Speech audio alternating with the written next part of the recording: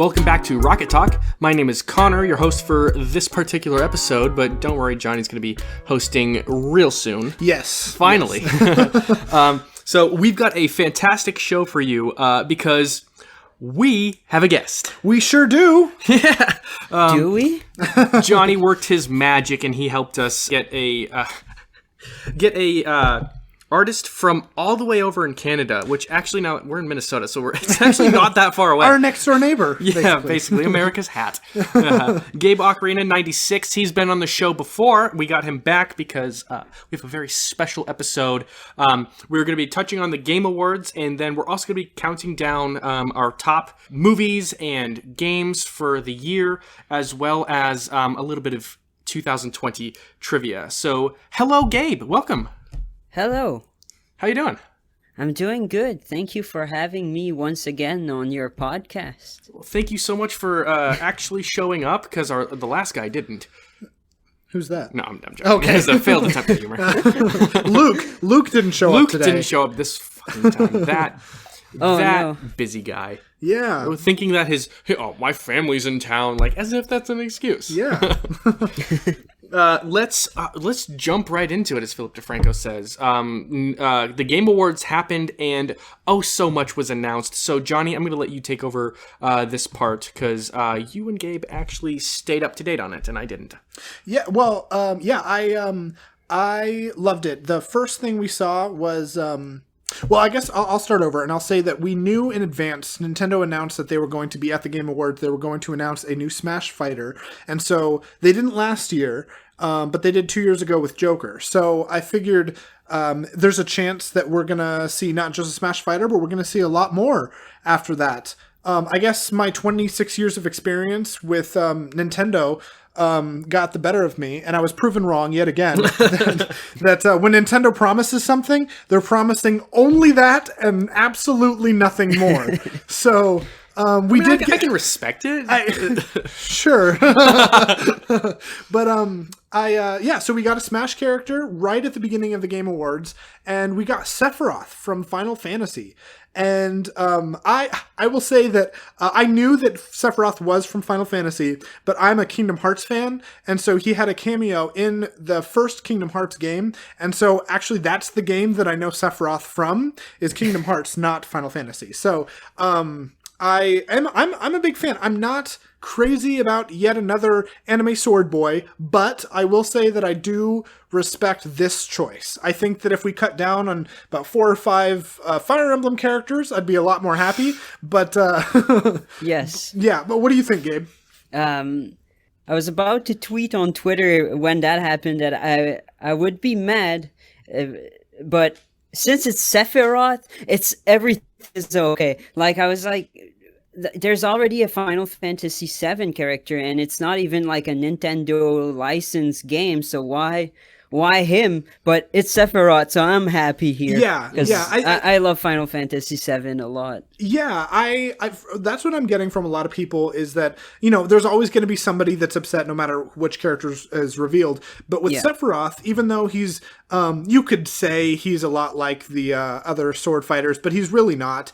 He's an iconic character, and even though I've never played Final Fantasy VII, I do realize and recognize that Sephiroth is iconic and does deserve to be in Smash Bros.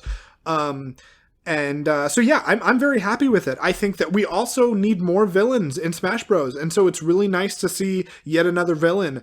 We've gotten K. Rool, Ridley in Ultimate so far. And so now we've got Sephiroth, among a few others. But it's really nice to see somebody that's this cool and this dark and spooky looking, Ganon's not and enough. it means... And it means that we'll be able to fight listening to One Wing Angel now.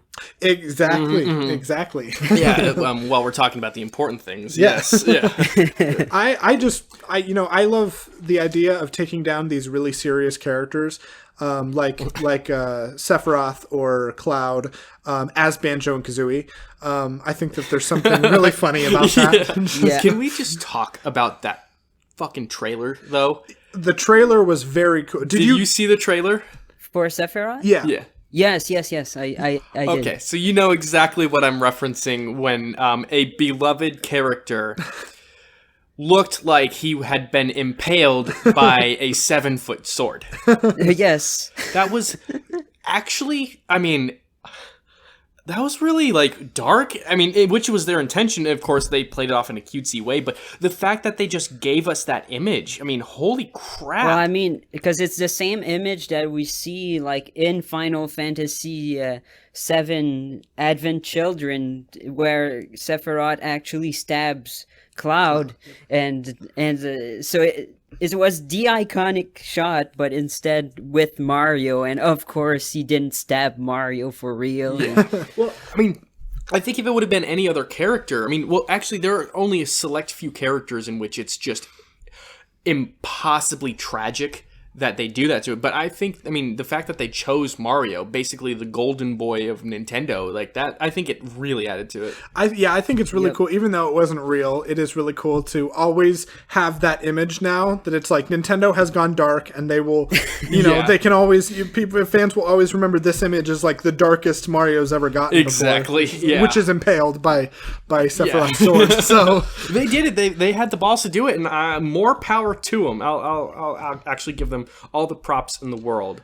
And we thought Majora's Mask was dark. What's up? And we thought Majora's Mask was dark. Yes, exactly. Exactly. Well, and you know, like, I think Smash is doing a really good job of these dark reveals. Like with Ridley's reveal, Mario was impaled by Ridley's tail already. Poor Mario. So Mario's just getting and then Luigi, he was like cut with a scythe, and his ghost came out of his body. So like he actually did die. Yeah, wow, Luigi died. Crap. So they're just like the Mario brothers are not having a good time. Off the table. Nothing is off the table at all. We're just waiting for Waluigi to show up in the next Fighters Pass. So, you know. Yes. But so going on with the Game Awards, the next game I want to talk about is Back for Blood. There's not as much I have to say as we did with Sephiroth. I just want to say that I'm a huge Left 4 Dead fan. Connor's a huge Left 4 Dead fan. Gabe, have you ever played the Left 4 Dead series? I have not. I only seen a little bit of gameplay. Okay, well, this is, so I was describing this to Connor as, Back for Blood is to Left 4 Dead as Yooka-Laylee is to Banjo. And in the same way that, the Rare didn't make any more Banjo games, and so the creators of that made Yooka-Laylee. They split off, made their own company, and made Yooka-Laylee. Valve never made a Left 4 Dead 3, even though fans were demanding it. And so the creators of Left 4 Dead 3 were like, well, we want to make this game, so we're going to create our own company, and then make the game that we want to make, and even title it and stylize the title the same way that Left 4 Dead would be. Yeah, and because of just the 4. as like a middle finger to who they left behind. Yes. And the gameplay looks like I wouldn't say it's identical to Left 4 Dead, but it's what Left 4 Dead, definitely the fraternal twin. But it's more what I think Left 4 Dead would have been had there been a series for the past 11 years since the second game came out. And I'm very excited about it. It's coming out on PS5 and the new Xbox systems, as well as PS4 and Xbox One. So Switch owners, sorry, no luck. But it is something that's really exciting, and whether you're a Left 4 Dead fan or not, I guarantee, or I highly recommend that you look it up, because it is something that looks like a lot of fun. It's a co-op zombie gunner game, and there's a lot of heart with the characters. The ability to play this kind of game with 3 friends is so much fun. It's such a simple concept, yet so underdone, or like underplayed for how common you would think this should be. It's just really not. And I have to agree. The particular style that they're going for, because they'll try to certain games will try to recreate, and they just can't capture the same magic. I think it was more like lightning in a bottle. Exactly. But yeah, this one, I wonder if they're going to do a petty diss to not the creators, the developers. Thank you, the developers. Like how Yooka-Laylee had capital B and it was shot at big business. I wonder if Back for Blood is going to do the same thing. Yeah, I don't know. I'm not sure. Well, I guess we'll find out. I think that if they wanted to do something, they could make fun of the word Valve in some way. Like, I'm not sure what exactly they could do, but they could just, put that word in there in some way to just poke fun. It would be interesting if they actually did that. I think it would be well deserving if they did that. I'm a big fan of ballsy moves like that are sticking it to the man. But we'll see. The game looks like a lot of fun, and so I'm really excited. It's coming out June 22nd, which is actually Luke's birthday. So Luke, when you listen to this later, get yourself a birthday gift because I'm not going to get it for you. I'm getting it for myself, and get Back for Blood. Cool. Yeah. And the last part of news from the Game Awards is that Perfect Dark is coming back after quite a long time, over a decade. It's going to come back. And Gabe, do you want to take it away? Yeah, well, that's something that's been rumored for a few years. For a few years now, that Rare was giving out the Perfect Dark IP to another studio or something, but we didn't know when it was going to be announced. It was supposed to be like this E3, then this E3, and we never saw anything from it. So when I saw that being announced, I was quite surprised, honestly, and it's a studio that I never heard about, I think, that is doing the game. I forgot the name of the studio. Was it The Initiative? Yes, that's it. That's it. I don't remember them doing any games I played, but I'm excited for it. But at the same time, there's a few things that are keeping me skeptical for the game. Like the fact that the first Perfect Dark was an amazing game, but then the second one, the Perfect Dark Zero on the 360, it didn't do it for me. It didn't feel like a Perfect Dark game. It just, I don't know what it was, but it didn't click. I never finished it. And but now the new one, it's a new studio, so perhaps it's going to take a new turn, but it's not Grant Kirkhope composing the music.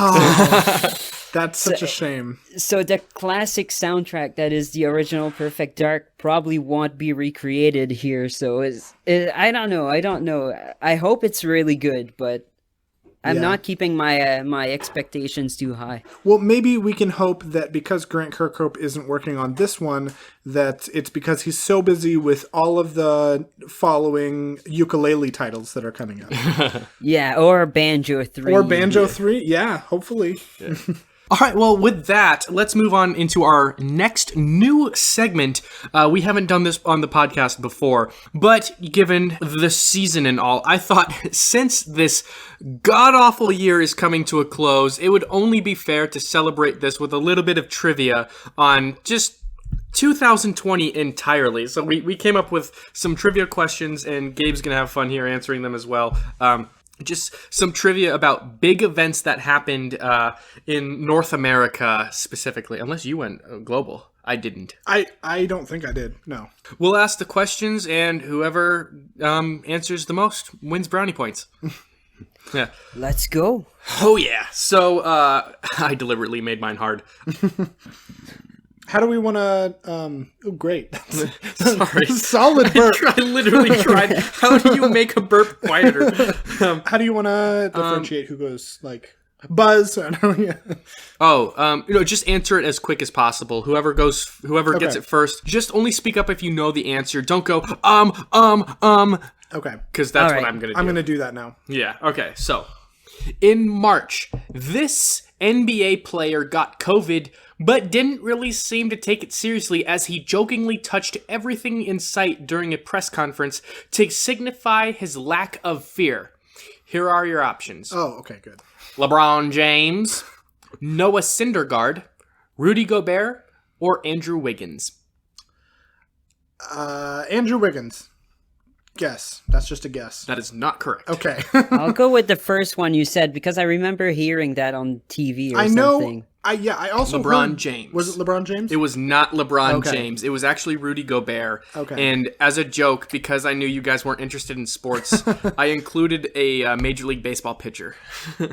Nice. Did I name somebody that's a basketball player? No, you said Andrew Wiggins, and he's on Minnesota Timberwolves, which is an NBA team. Noah Syndergaard is a famous pitcher for the New York Mets. But I was right on it was the right sport. It was the correct sport. Okay, Both of you got the correct sport. Good. At least. Because if you guys would have said LeBron James for like hockey or something, I would have Okay, I know actually that. genuinely been disappointed. I heard that name before, but yeah, I know nothing about sports. Yeah. Yeah, the event that happened that you named, I definitely remember it, but I had no idea who. He was one of the first famous people to get COVID. He was actually featured on Good Morning America later when he had it. He was quarantining in his mansion and upset that he had such a small mansion to quarantine in. Not Me actually. too. Oh, no. And he was just talking. Yeah, I should have taken it more seriously. I was like, Yeah, you think? shit. Okay, next question. In March, when quarantine began, this television star created a YouTube channel dedicated to nothing but good news. At the end of every video, he or she had a catchphrase, "I'm blank," here to remind you that no matter how hard things get, there is always good in the world. Your options are... John Krasinski. Damn it, yes, that's true. Yeah. Whoa. Yeah, he had a very short-lived but famous YouTube channel called SGN, Some Good News, and it was viewer-submitted news. And I actually watched every episode. There was only 7 episodes before he sold it. It was quite touching. If you get a chance, Gabe, actually check it out because it's quite worth it. You might just tear up from. It's rare that you Such good see news. a grouping of news that's all positive, and so that was a really good thing to have for this year, especially. That's great. To have entirely positive news. He was not the first to do it, have a good news channel, but he was the best. So my third and final question here. A woman who blew the whistle on this particular state's government shared publicly that they had been intentionally downplaying the death toll of the coronavirus. Soon, police busted down her door and stole all her electronics while pointing guns at her children. Was it California? Georgia? Florida. Damn it, Johnny! Yep. My goodness. Yep. Florida police, yeah. I'm not going to go into detail on that one. Okay. So now it's my turn, and I will get... I'll get progressively more difficult, so these 3 questions are going to be easy, medium, and then very hard. Question number 1. Tiger King, an immensely popular Netflix docuseries, premiered in what month of this year? Oh, that's a good one. Do you know the name Tiger King, Gabe? Yes, but I do not know the month. Okay. April. I'll say March. So, Gabe said March, and Connor said April. The correct answer is March. So, Gabe got it correct. No way. Yes. Damn it. Okay, question number 2. What is the highest grossing film of 2020? Is it Bad Boys for Life, 1917, Sonic the Hedgehog, or Birds of Prey? It is Sonic the Hedgehog. I'll go with 1917. You are both incorrect. Oh, you know is- what? It's Birds of Prey, isn't it? It's not. It's Bad Boys for Life. I swear it was one of the... I thought, I was surprised too. Yeah, I had to triple check, and like 3 or 4 different sources said it was Bad Boys for Life. I want it to be 1917 because that has become my favorite war film. That was number 2. Oh, okay. I was surprised that it was even that high because I figured because of the serious content, it wasn't going to be that high at all. But I thought Sonic the Hedgehog would be the winner, but it was actually... it was briefly, wasn't it? It was, yeah, I think for a while it was, but it ended up being number 3.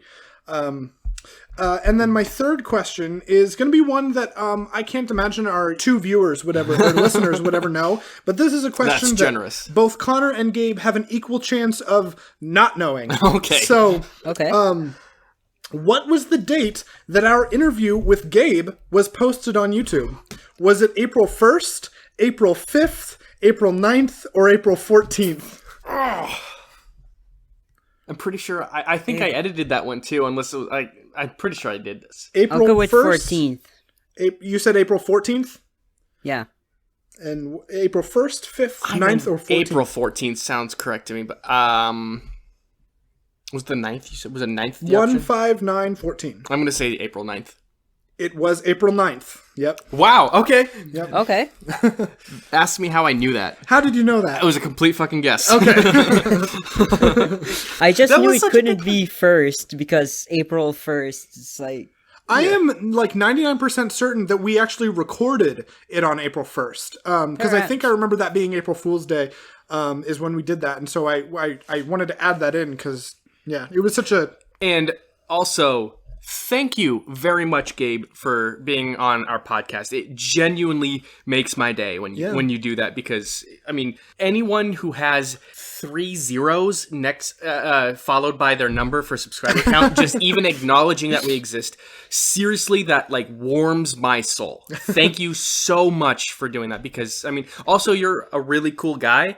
And so it's always great having you on. Well, thanks for nerding having out is me. just fun. Yeah, I like talking about games and stuff, and I don't necessarily get the opportunity to do that like with a music channel. So it's fun to just go on other channels and talk about games I like on their channel. Exactly, yeah. Exactly. Well, yeah, we're not over yet, but so far it's been a lot of fun. This actually, despite this being your 3rd time on our show, it's the first time you've been on our main show, which is Yes. Yeah. Yeah, Because so it's always been a separate mini podcast. Yeah. Yep. Okay, so moving on. I didn't mean to take over your job. Thanks, man, because you did that. That would have been the second time. No, it's okay. Go ahead. We're sorry. just going to dive straight into the topic of the week. And that's just going to be us counting down our favorite video games and movies of the year. Since there hasn't been that many, we are going to probably be overlapping quite a bit. We're going to go straight into the video games, and Luke actually did his job for us, which is really nice because we're actually using his doc that he made. So for we'll do 3rd place first, and then we'll do 2nd place, and then honorable mentions, and then 1st place. Yeah. So great. Wow. Okay. Luke's number 3 is really surprising. So, despite it winning Game of the Year, Luke's 3rd place for video games is The Last of Us Part 2. Mm-hmm. And that's one of his favorite games of all time. So that's actually really, really surprising. Johnny, what is your 3rd favorite game of 2020? My 3rd favorite game of this year is Xenoblade Chronicles Definitive Edition, which I know somebody, I can't think of who it is, but there was somebody I know that got me into that game. It's on the tip of my tongue. I don't know. I think it's who is it? Yeah, Gabe actually. Gabe's the one that got me into Xenoblade. I have your Xenoblade did I? in my TV stand. Yeah. And all the talk that you post, Gabe, about Xenoblade Chronicles 2, he's just like, I feel like it's just like getting me one step closer every time to me going out and purchasing it, the sequel. Because like you've said a lot that it's your favorite game, right? Yeah, Xenoblade 2 we're talking about? Yeah, Xenoblade 2. Yeah. So, but for the definitive edition of Xenoblade 1 for this year, that is my number 3 title. Connor, what was your number 3? I feel bad because I actually switched it to my 3rd favorite from my first, 5 minutes before we started this recording, because I expected to love it so much that it was going to be my number 1, but Hyrule Warriors, Age of Calamity is my 3rd favorite. I played the demo this morning, and I knew it was a hack and slash going into it. I've known it's a hack and slash for a very long time, and I was still disappointed that it was just a hack and slash because Breath of the Wild, I don't play that many video games, but Breath of the Wild is the finest video game I've ever played in my entire life. It was so earth-shattering for me that I tried to lower my expectations for it, and I still couldn't. My expectations were a little too high. Fair. And then Gabe, what was your number 3? My number 3 was Catherine Full Body, but I mean, I know it came out, like, it's an old Xbox 360 game that was remade for the PS4, like, last year or so, but it came out on the Switch this year, yeah, and I and that played is- it this year. That's So- perfectly okay because I just- One Yeah. of mine is the same. Is also a remaster yeah, of an old game. Xenoblade. Yeah. Technically, the game didn't come out this year, but the game that I mentioned, which is the definitive edition, did. So yeah, that's perfectly fine that you had that one. Not to eat up more time, but I've never heard of that title. What's that about? Catherine is first of all, it's made by Atlas, who made like the Persona games. Okay, And, shit. So Catherine is it's a horror anime puzzle game Oh, where basically you're this guy who you're this guy who's caught up like in a relationship. It doesn't go too well, so this girl Catherine enters your life, and you gotta like not. You either like play honestly the game or dishonestly and like avoid getting known that you're cheating, you know, but and then at night you do nightmares, and that's where the puzzle happens. You have to climb this tower by pulling out blocks and climbing on them, and it gets super hard, and it's so good. The story is actually super stressful and so good. interesting. Damn. Yeah, I have heard about this before. Not this newer version, but the older version that came out however long ago it did. And yeah, I've heard a lot of good things about it. I know very little. I actually didn't know that it was horror. I knew it was a puzzle game, but I didn't know there was any horror elements to it. So that does entice me a little bit because I am a big fan of horror stuff. So It's not like horror. It's not like your Resident Evil, but it's like a psychological thriller horror thing. yeah, I love those a those are lot. sometimes more scary in my opinion. I think Well, that- there were some times I was just like actually stressed out playing the game. I wanted to know what will happen with this girl because it's like she's creeping me out right now. that sounds really interesting. Yeah, I'm gonna want to check that out. Just looking at, I just saw the thumbnail on Google for a brief sec. Is it comparable at all to crap? Oh, I'm forgetting the title. The one that I played a few years ago, Doki Doki Literature Club. Yeah, Doki Literature Club. Not in the same way because Doki Doki is really like a visual novel.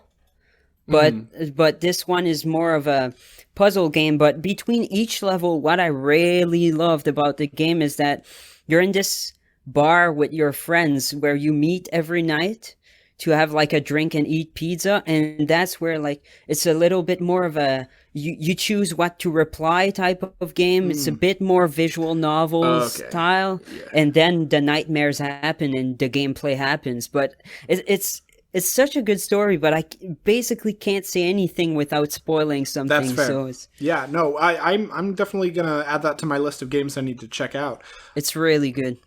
So number 2 for Luke, he had Animal Crossing New Horizons, which most of the people that have played that game, that is their number 1 played game of the year, and for a lot of people I know in total, myself included.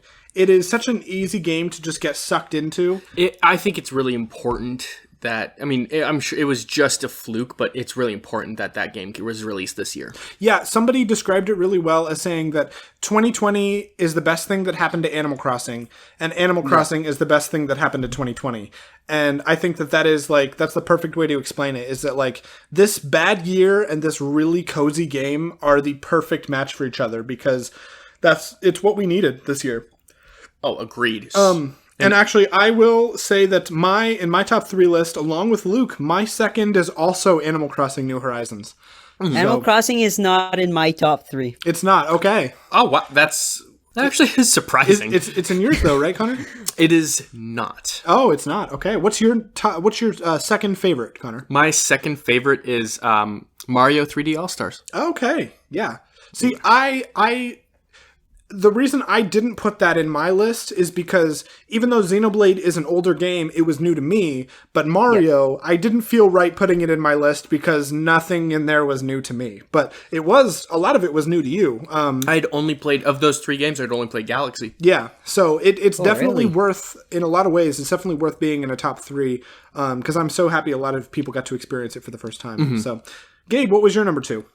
My number 2 was Xenoblade Chronicles Definitive Edition. Hey! I wasn't sure if it was number 1 or number 2, but you'll see with my number 1 why and stuff. Okay. But Xenoblade was the Animal Crossing killer for me because I played so much Animal Crossing, and then Xenoblade came out and I stopped playing Animal Crossing. I never played Animal Crossing for the rest of the year after that.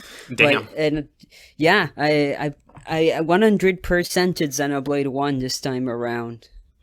And then we'll go into honorable mentions before our number 1 picks. Luke said that Star Wars Jedi Fallen Order was his honorable mention. I don't know much about that game. Do not know a darn thing about that, so but good, okay. Good, great. My honorable brother mentions, plays the shit out of it. I had 3 myself, and so my honorable mentions are Super Mario 3D All-Stars, Pikmin 3 Deluxe, and Bug Fables. I loved Mario, like I said, but I just didn't feel right putting it in my list because I'd already played it. Pikmin 3 Deluxe, same. I'd played it before on the Wii U, so it deserved an honorable mention, but not enough to put it on. And Bug Fables, it is my 4th favorite game of this year. Nice. It definitely, if we had a 4 or 5, it would definitely be on my list, but it is such a good game. Anybody that's a fan of classic Paper Mario, like Paper Mario on the 64 as well as Thousand Year Door, Bug Fables is like the new Paper Mario, and it's so good. The story is cute, and it's a lot of fun, and the gameplay is really fun. I only have a few critiques on the game itself because overall it's just more good than bad. So go Bug Fables. I have to agree with that. Good. Don't mind me totally not looking up Bug Fables at all while I accidentally clicked on Bug Spray. Do you have any honorable mentions? I have one honorable mention, and I didn't know we were doing multiple honorable mentions. You don't have to. I just did because I'm an overachiever. Okay. My honorable mention actually is Animal Crossing. Oh, good. Yeah, so not my top 3, but it's worth a mention because my wife downloaded it for the Switch. We share our Switch, and I've never played Animal Crossing before. I don't get into those games, but I watched her for hours and hours and hours because it was so damn addicting. I played a little bit myself actually here and there, and I was like, this is why people are so obsessed with this game, because it is so relaxing. Mm-hmm. Gabe, do you have any honorable mentions? Yes. See, the thing is, I played way too many games this year, so I have a few honorable mentions. Go for it. List all of them if you need to. Trials of Mana, which I think I talked about on a previous episode. It's a JRPG. It was localized for the first time, I believe, this year, known as Seiken Densetsu 3 in Japan. And it's so good. Yes. Ori and The Will of the Wisps. Oh, I've heard a lot of good things. Which is the sequel to Ori and the Blind Forest. So good. There was also... I'm looking at a list here. There's another one I wanted to mention. Bug Fables, of course. Of course. Pikmin 3 Deluxe. And yeah, I think that's that for me. All right. Cool. And then Luke's number 1 is Astro's Playroom, which is... I really want to play that so bad. Yeah, a lot of people are saying that it's one of the best things to start off with when you get a PlayStation.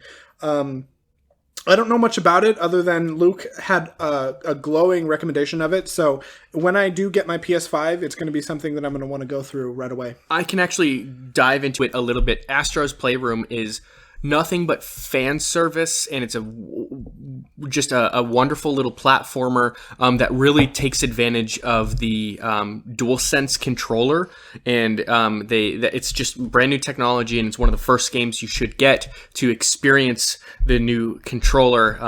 And if I got a PS5, which I might if I ever get the money, I'm more of an Xbox guy myself, but if I ever get a PlayStation, I will be sure to play that game. Solid. My number 1 is Hyrule Warriors: Age of Calamity. I've actually only played the demo and just a little bit of the core game, but I love what I've seen and what I've played so far. As soon as this was revealed, I knew that this was going to be my game of the year. because it's I've wanted to play as my boy Rivali for like 3.5 years now, and so I finally get my chance to do that.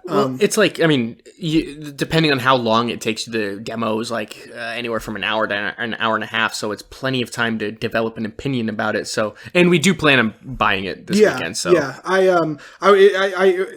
I got to play some of it because I borrowed it from a friend for a few days, and but when I get it for myself, I'm really looking forward to it. I already know it's going to be my favorite game of the year, so even though I've mostly it's been primarily the demo, it's going to my number one slot for sure. Cool.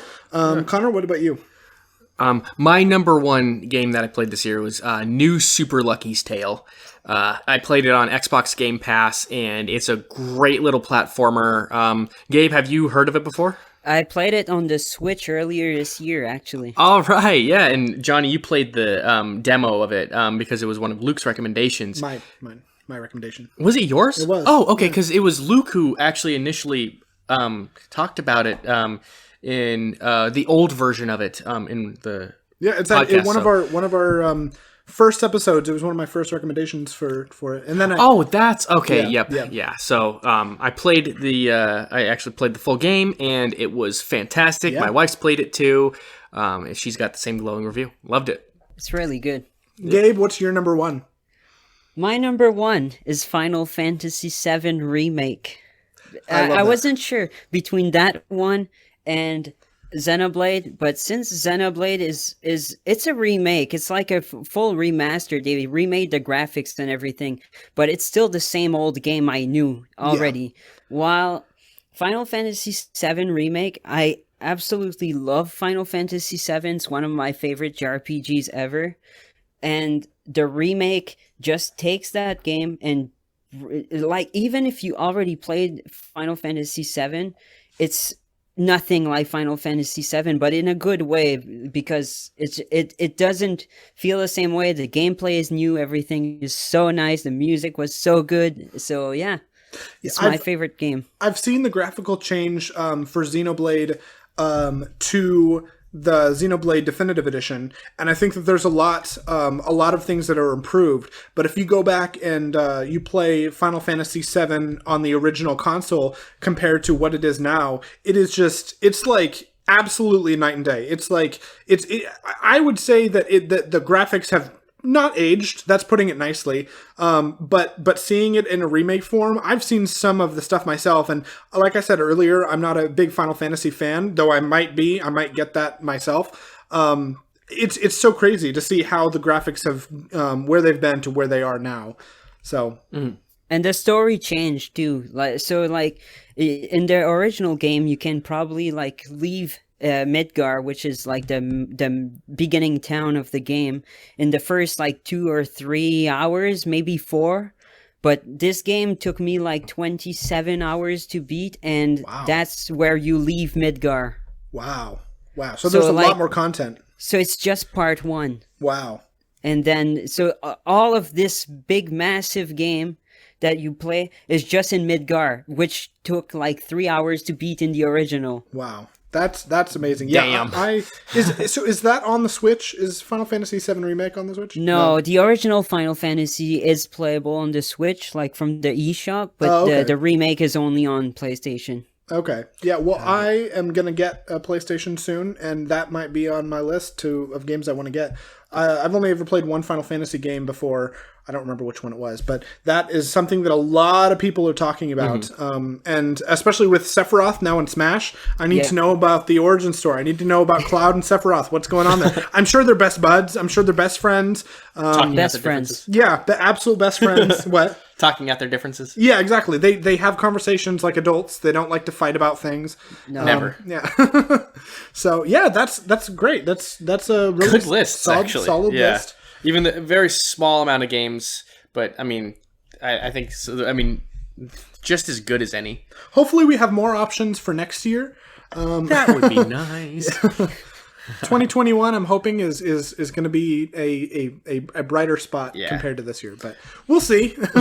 What I think might have been an even shorter list is we still have our top 3 movies with honorable mentions as well. I had to Google all the movies that came out in 2020 and the ones that I've actually seen. Luke gave us his list as well. Starting off things here, his number 3 was Hamilton. It was, yep. And that is actually my 3 as well. Really? Yep, that's my 3rd. Yeah, it premiered on Disney Plus earlier this year. I watched it. I thought it was okay. I thought it was long. I thought it was so long. Yeah, I watched it over like a series of 4 days. So it was so long. I loved it. I loved every second of it. Actually, no, there was a couple of parts where I got really bored. But it was, I mean, just the amount of dialogue that these actors had to memorize was just insane, and I thought it was really just all the respect in the world to them, and the performances were fantastic. I had a lot of fun with it. Gabe, have you seen Hamilton? I have not seen a single movie in 2020 that came out in 2020. Oh, yeah. Well, that'll make this his list actually composes of movies that he's seen this year, whether or not they've been released this year. Okay, well, that's cool. I mean, whatever works. Which is honestly this year, I feel like that is perfectly okay, because if anything makes sense, it's something that just. I usually see a lot of movies when they come out, but this year, like, nothing interesting. I was super hyped for James Bond, the new James Bond. No Time to Die, and that was supposed to come out in April, then November, and now it's 2021. So Yep. Were you interested in seeing Sonic the Hedgehog? I was, but video game movies never worked, so I was too scared to go see Well, I mean, I get it. It actually ended up being really good, but Really? I get the hesitation. Yeah, I think it gave Detective Pikachu a run for its money, because Oh, that was good though. I liked it more than Detective Pikachu. I'm not a Pokemon fan, and I freaking loved Detective Pikachu. So going on, my number 3 is Invisible Man. I need to see that. Gabe, earlier you were talking about for Catherine, there's that psychological thriller, and Invisible Man is the movie version of that, and it is so intense. There's just there were scenes where it would show the main actress, whose character's name I don't remember, but she has an abusive boyfriend who has a technology, a suit of like an invisible suit, basically. Okay. And let me tell you, a violent man with an invisible suit is like anybody's worst nightmare. So the fact that they were able to do camera shots of just like a wall, and you were always uneasy because the camera would follow nothing, as if that was where the man was going. He would make no sound. You couldn't see him. You weren't even certain he was there, but there was something about the uneasiness of the camera following seemingly nothing that just gave you goosebumps the entire film. And it would show, she would maybe hear something, and the camera would pan over to like the closet, and it would just look at nothing for a while, just seemingly nothing. And the fact that you, the viewer, and her, the character, are on level playing field, you not knowing if the bad guy is there or if he's not, and it's just in your head, that is what's scary, is just you are going crazy too, because you don't know. And it would be really easy to screw that up, though. Oh yeah, the fact that they pulled it off. They pulled it off spectacularly. It was thrilling. It was there were plot twists, and it was just I was on the edge of my seat the entire time. Mm-hmm. Connor, what about you? What was your number 3? Oh wait, it's my turn actually. Yeah. So Gabe, sorry, Gabe. No, it's fine. So again, I didn't see any movies that came out in 2020. So my list is basically just movies I've seen this year for the first time that are recommendations to you guys. Oh, I appreciate it. So my number 3 is From Up on Poppy Hill, and that's a Studio Ghibli movie written by the legendary Hayao Miyazaki, but directed by his son, Goro Miyazaki. Oh, cool. So Goro made like one movie before that was called Tales of Earthsea, and it didn't get a good reception at all, especially not for a Ghibli movie, which like usually have big standards. But this one, he had like he took like a second chance at the movie making universe, and that movie was just so good. It has like all the Ghibli magic you would want from a more realistic world. I love anything Ghibli. Studio Ghibli. You do? Yeah. I've seen a that's few. great. I've seen a few films, and that anytime somebody gives me a recommendation, I got to add it to my list because it's such a good. I have HBO Max, and that comes with Studio Ghibli. Okay, yeah, they're on Netflix now as well. Oh. Yeah, and man, my first experience with Studio Ghibli was Spirited Away, and that's of course sets a high standard, man. Yeah, well, I mean, it's the Oscar-winning one, so yeah, yeah. So I'm actually gonna write that one down because I'm looking for anything Studio Ghibli, and if you recommend it, I trust your opinion. I mean, it wouldn't be in my top 5 Ghiblis, but it's still such a good movie. All right, I'm gonna check it out. Because I've seen pretty much all the Ghiblis at this point, and so I also have high standards and stuff. Exactly, but it was good. They are good. It. If the people I know that don't get into anime series, I recommend that their first experience be some sort of Studio Ghibli film, because if they might not like a series like Naruto or something like that, but they might like the magic that is, My Neighbor Totoro. Well, they don't have the anime cliches and stuff, so it's it's not like it's not like your weebs anime. Yeah, exactly. The blood out of the nose, oh my gosh, yeah, this giant snot bubbles and the glare in the glasses. Oh, yep. Mm-hmm. So Luke's number 2 is Onward, starring Chris Pratt and Tom Holland. And that is my number 2 as well. Really? Yeah, I loved Luke, Onward. Just in sync today. Yeah. Yeah, it's about 2 brothers going on an adventure to get in contact with their father, who died, right? Yeah, he died when Chris Pratt's character was really young and before Tom Holland's character was born. Yeah, and I watched it very early this year. Myself, I really liked it. It's not on my top 3 list, but it's a very good film. It's a feel-good family fun time. Yeah. So you also had Onward as your number 2. Yep. My number 2 was King of Staten Island. Darn it! I forgot I saw that too. Oh my god! That's one of my honorable mentions now. It was a great movie. What was his name? What is his name? Pete Davidson. Pete Davidson, yes. Pete Davidson. He is surprisingly a good dramatic actor. I want to put quotes around dramatic, because he was kind of himself, and he himself, the actor, experienced his father was killed in 9/11. Yes. And so the story is a different version of himself, whose father also was a firefighter who died in 9/11, and the story of him growing up and just living life as somebody that's depressed and has a lot of anxiety about just the world. It's a very down-to-earth film.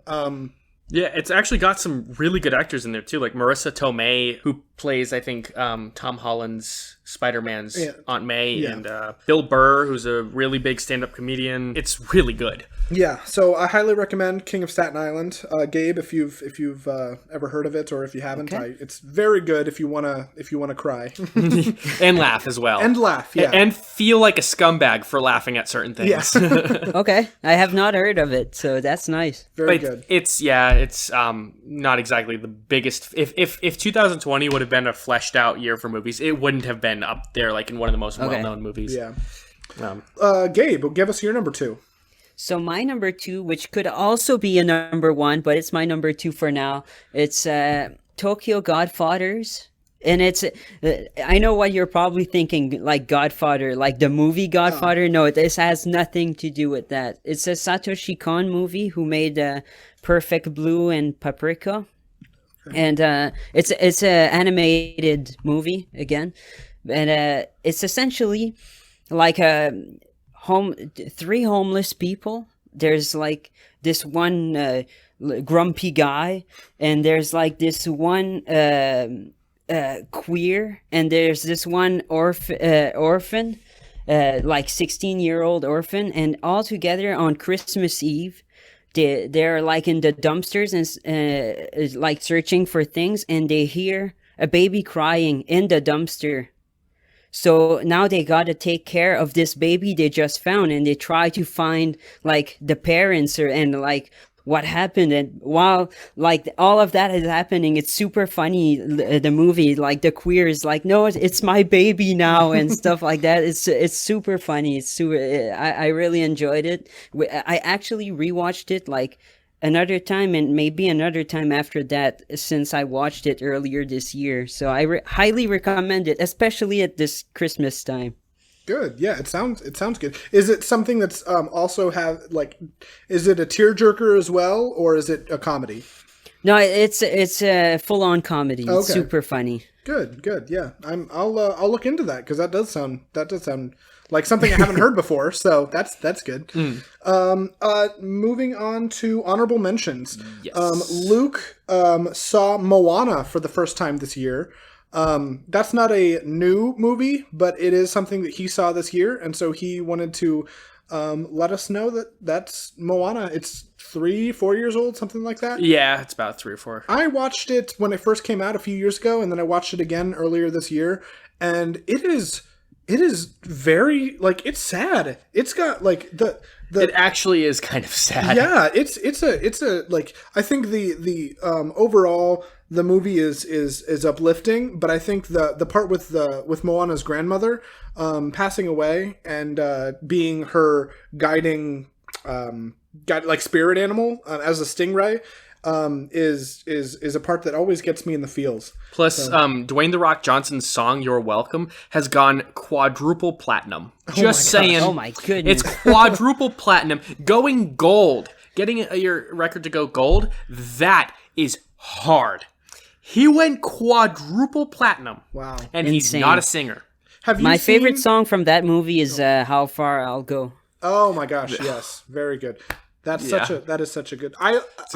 There's the song that, oh my goodness, I wish I knew Moana better, but there is the song that her dad is trying to get her to stay away from the ocean, and it's all about staying on the island. I know exactly what you're talking about. It's a good one. Our Moana fans are gonna, our two Moana fans are gonna be like, this is what it's called. But that's my favorite song, whatever that one is, where the dad's like, stay here, daughter, whatever it is. That's a good one. Overall, yeah. Where You Are, I think. Where You Are, yes. Yeah. Yes. Where actually, How Far I'll Go is right after Where You Are, your favorite one, and then my favorite is You're Welcome because I'm basic. Moana, solid film. And I just love the idea of Dwayne "The Rock" Johnson singing with. I don't think he took any lessons either, and he doesn't sound probably not horrible. But knowing, sorry, go ahead. Oh no! I had nothing else to say. Oh, I was just going to say, knowing Disney, it's probably like auto-tuned, like a lot too, but it's all right. Yeah, I don't think he would ever admit to that.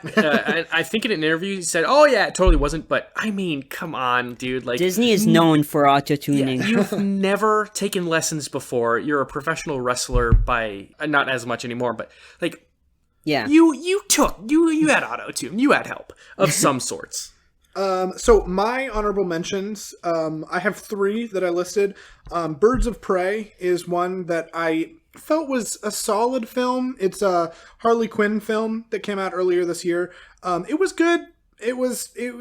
I think with the lackluster or lacking in quantity of films this year, it definitely deserves an honorable mention. But I think if it was in a standard year, it probably wouldn't have.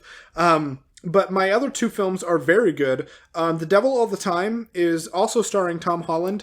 And it's on Netflix.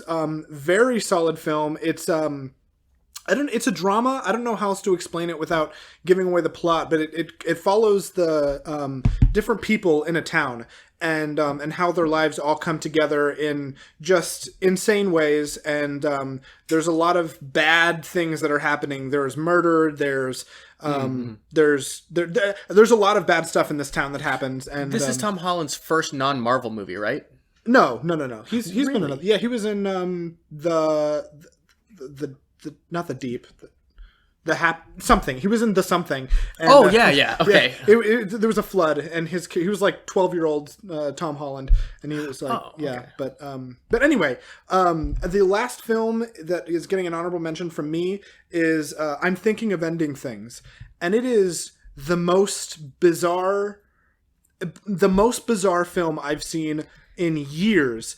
Isn't that like like psychological. It is a little bit too. Yeah, it's a psychological. I don't want to call it necessarily a thriller, but I guess for lack of a better term, I'll call it a psychological thriller. It's on the surface, it's about a girl who is going to meet the parents of her boyfriend, but there's an inner monologue that's running throughout the movie, and she is talking about how she wants to break up with him, hence the name I'm Thinking of Ending Things, but she doesn't actually get to it.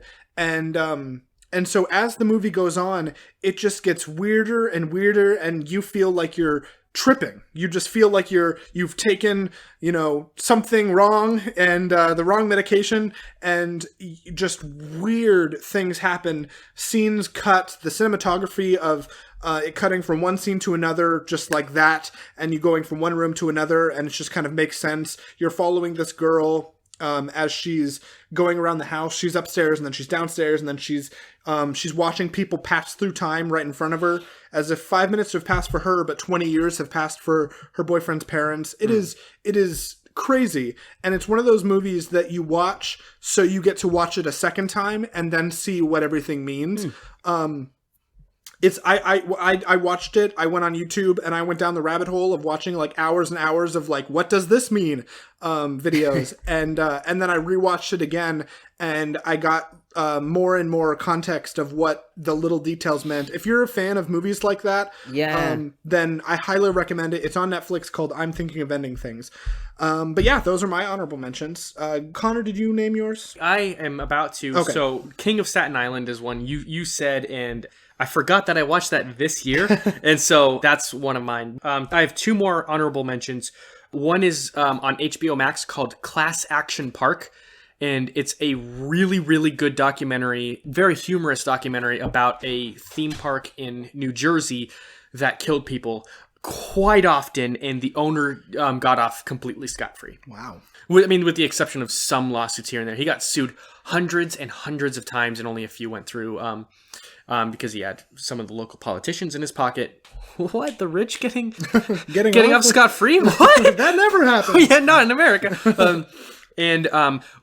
Not a movie, but it's something that I really needed in 2020. It was a TV show, F is for Family, in which you and I watched together. And it's not a TV show, so it wouldn't have been on your honorable mentions. But I love that show, and so I just needed to mention it.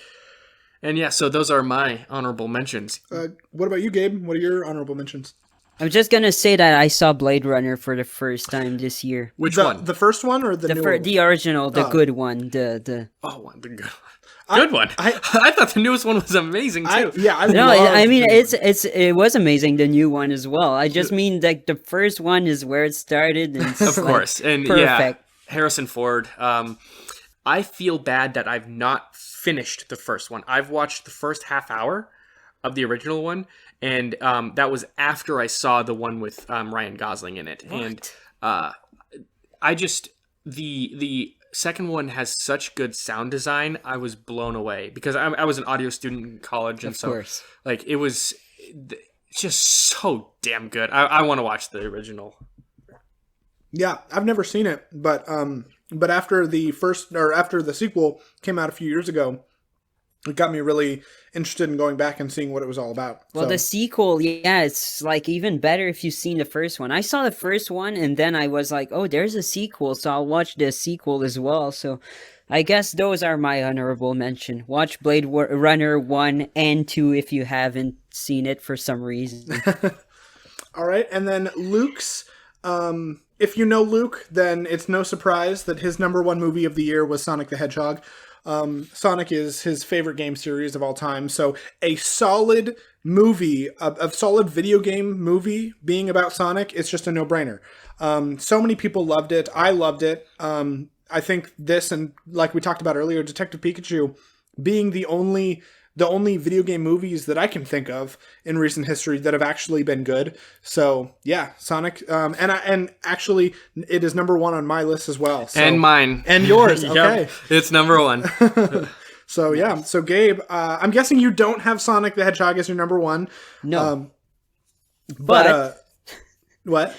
But I have a movie that didn't come out this year, but it came out last year in Japan, but it came out this year for the first time in English. So it's technically a 2020 movie in my list of non-2020 movies. Hey, I'll and count it's Weathering with You. That is Makoto Shinkai newest film. He made Your Name and Garden of Words and a few other movies before, but Your Name is his like biggest hit. Probably, I think it's like it surpassed Spirited Away as like the highest grossing like anime movie. I'm not sure. I could be wrong. It's either first or second, but it's a big movie. So $193 million in American dollars and 14.6 billion Japanese yen. Is that what it is? Yen? Yeah.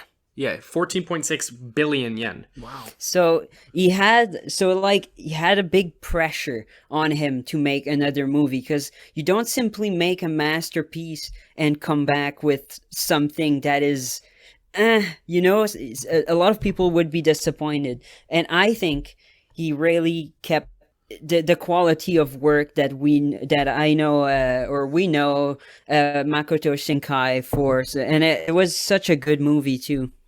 I cried. Oh, well, in that case, I'm adding it to the list. What was it called again? Weathering with You. Weathering with You. And if you want another movie to cry to before that and to compare it to a little bit, it's from the same guy. It's Your Name. Your Name. Toho, right? Is that the studio? No, it was distributed perhaps. It's Makoto Shinkai who made the movie. Production company is Story Incorporated or Comics Wave Films. That sounds right. I don't remember it. It's Shinkai for me, so I call So I'm adding a couple of those to the list. Would you mind right next to Poppy Hill, Weathering with You for me? Thank you very much. Those were our video games and movies, and they were a bit underwhelming for the most part this year. There were still some gold nuggets sprinkled throughout this year and throughout previous years for Gabe. So that's going to be it for our main topic of the day. And whatever you guys were interested in, what video games did you guys play? What movies did you watch this year that got you through this god-awful year? Please let us know in the comments below. So let's move on right into recommendations, the last official segment of the show. Johnny, it was your turn this last time, and you offered up the demo for Pikmin 3 Deluxe. I sure did. I played that, and I enjoyed every millisecond of it. Oh, really? I enjoyed every millisecond. Good. I was kind of surprised. I thought that you may not be the biggest fan of it, but I am happy to hear that you are. So it's certainly not my favorite video game that I've played, but I was expected to really hate it. You set the bar really low. Expectations really low. And then when it ended up being so, delightful, I was like, God damn, this is a good game. I'm enjoying it. So that was a good recommendation on your part. Good. Gabe, you've played the whole game. Yes. Tell us what did you think of the demo? Pikmin 3 demo? I played whole game. I played through the whole game, and I played it on Wii U first, so for me it was like a revisit, but I only played it once, so it almost felt like I was, I forgot a lot of it, so it was good in that way.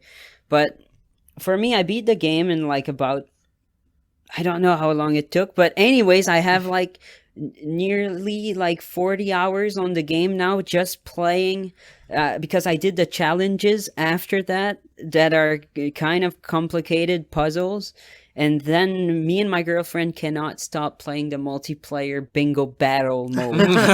I've heard a lot of good things about bingo battle. Yeah, it's hilarious. It's basically you have these fruits on a grid. And you want to, so let's say to make this line, you need apple, orange, kiwi, or something else. And then you have to find it on the map and try to finish a line before the other player does. Okay. Using your Pikmins to get those bring fruit. it to your ship. All right. Yeah, that sounds like a lot of fun. Yeah. So then you can see like, okay, the second player only needs like the apple to complete his bingo, the bingo. So I'll go out for the apple, so they can't get it, and it's hilarious. That sounds like the most fun chaos you can have. Like in a Pikmin game. It's very chaotic, and you can like get power ups to attack other players too. So it's like it's insane. That's funny. Yeah. So, Gabe, you may or may not know this, but how we rate recommendations on the show is it's always out of 10, but it's always an object or an abstract concept relating to the game itself. For instance, all right. You may give it 5 out of 10 shipwrecks on a foreign planet. So, yes. Connor, how would you rate it? So, I would rate this. If this was... Excuse me. This was surprisingly good. So I am going to rate this a 9 out of 10. They're so cute and I hate saying this. 9 out of 10 horribly crushed to smithereens Pikmin because they have the frog creatures that bounce on them. Yeah. And like, I know that they don't portray it, but like if you actually were to put the blood and guts and stuff, it would be just a horrible way to go. the sound that they make, yeah, it's like, it's so sad. I feel so bad every time they die. Yeah, I mean that's to them that's screaming for bloody murder. Yeah. Yeah. Gabe, what about you? What would you rate the game as a whole? I would give the game as a whole a 10 out of 10 face shrinkers. Ooh. 10 out of 10. Wow, that's high praise. Perfect score. Perfect score. Yeah. Face shrinkers. I love that. And Gabe, it's technically my turn for recommendations, but we always love having the guests give recommendations as well. So a movie, album, a book, a comic book, video game, what have you. What would you recommend for us? You know, I was just thinking, okay? I heard that Nintendo is currently reducing the production of Xenoblade Chronicles 2 copies because it doesn't sell as much anymore.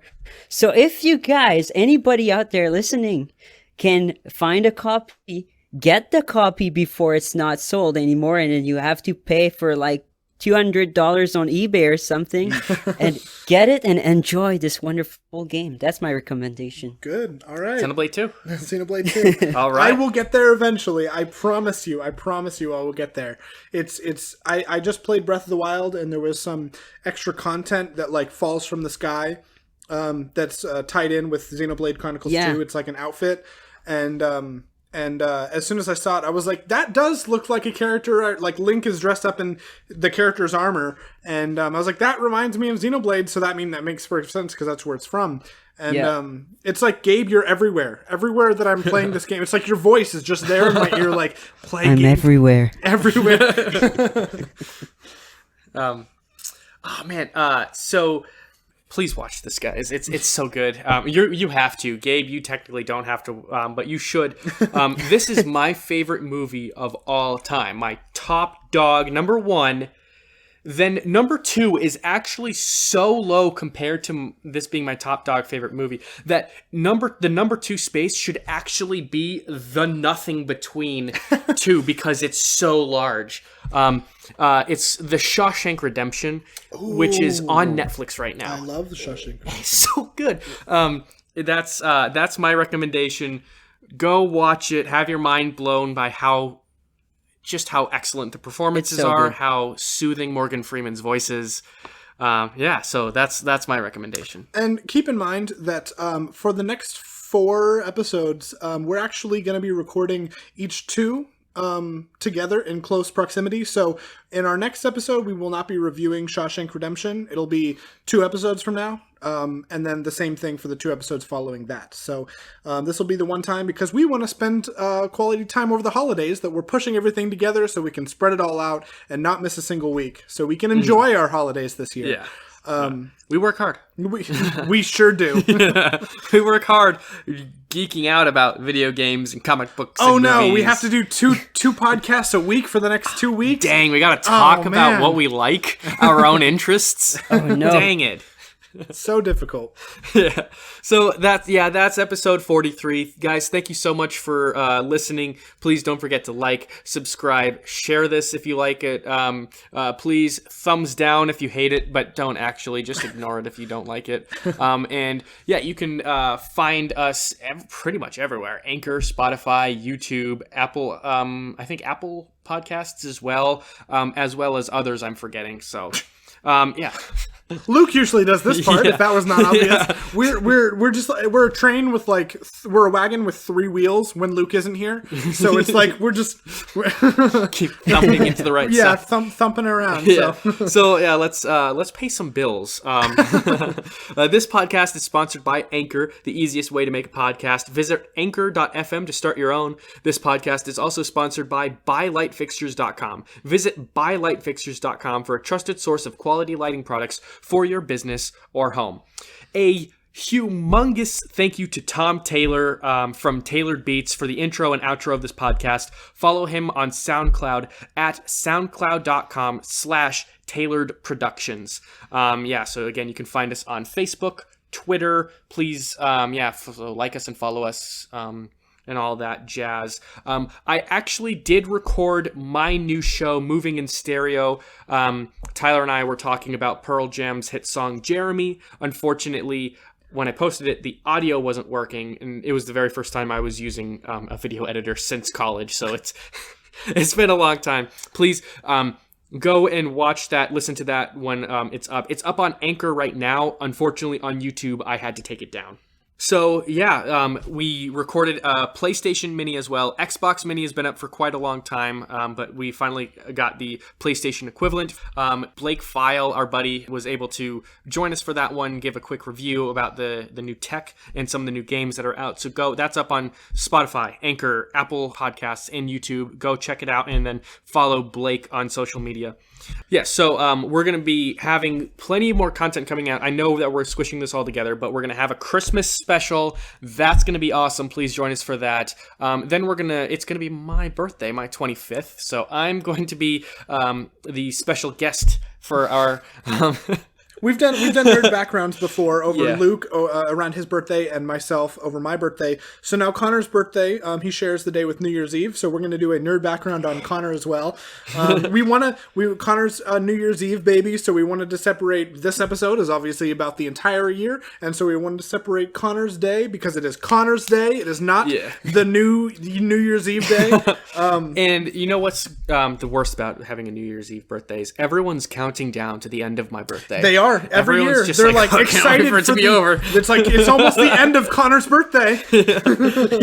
So please join us all for that. And then after that, the week after Connor's nerd background, we're going to have a look ahead. So it'll be the opposite of this. It'll be a look ahead to 2021, what we're most excited about. And rather than a review on our top 3 movies and video games, it's going to be our anticipation of the upcoming top 3 movies and video games. And I know it's not going to be for just a little bit longer. I think it's going to be February. That's going to be our 1-year mark of Rocket Talk, as well as the 50th episode blast, the bash that we're going to be throwing.